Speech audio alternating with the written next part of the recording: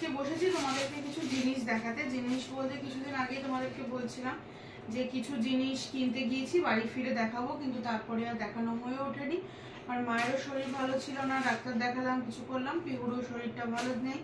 ওর gland ফুলে গেছে, টনসিলে প্রচন্ড ফুলে গিয়ে গলায় খুব ব্যথা, তার সাথে গায়ে কিছু র্যাশেস মতো হচ্ছিল, অ্যালার্জি বলেই আমরা ধরেছিলাম, কিন্তু তাও ডক্টর একটু সিবিসি টেস্ট করতে দিয়েছিল, একটু টেনশনেই ছিলাম।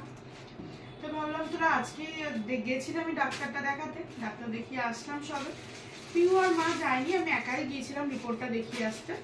তো ভাবলাম তাহলে তোমাদের সাথে জিনিসগুলো শেয়ার করেই নিই, দেখানোই হচ্ছে না, কি কি জিনিস দেখিয়ে দিই। তাহলে চলো, পিহুর জন্য এই দুটো জামা নিয়েছি। এটা হচ্ছে ঘরেই মানে পরার জন্য এই ফ্রক দুটো নিয়েছি।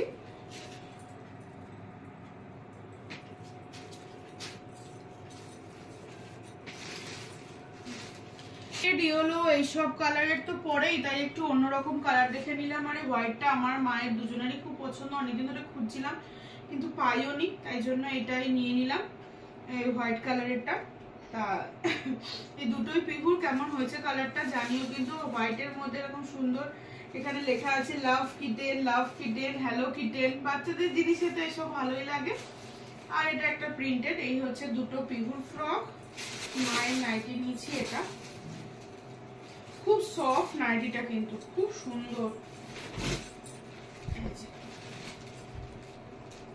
এই যে প্রিন্টটা, এটা ওই গ্রিন কালারই বলতে পারো, গ্রিন কালারের উপরেই, কিন্তু খুব সফট, একদম নরম টাইপের কাপড়টা।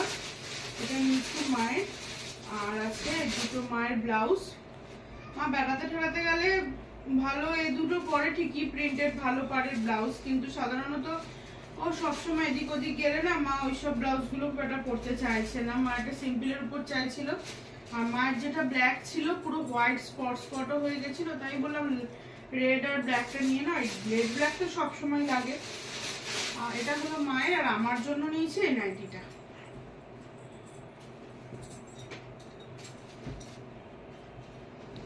আমার জন্য এই নাইটিটা নিয়েছি। প্রায় তোমরা দেখতেই পারছো, বুঝতেই পারছো হয়তো, প্রিন্টটা প্রায় একই রকম হয়ে গেছে, কালারটা চেঞ্জ হয়েছে, সাইজটাও একটু চেঞ্জ আছে। মারটা গ্রিনের আর আমারটা রেডের। এই সেদিনকে কেনাকাটা করেছিলাম।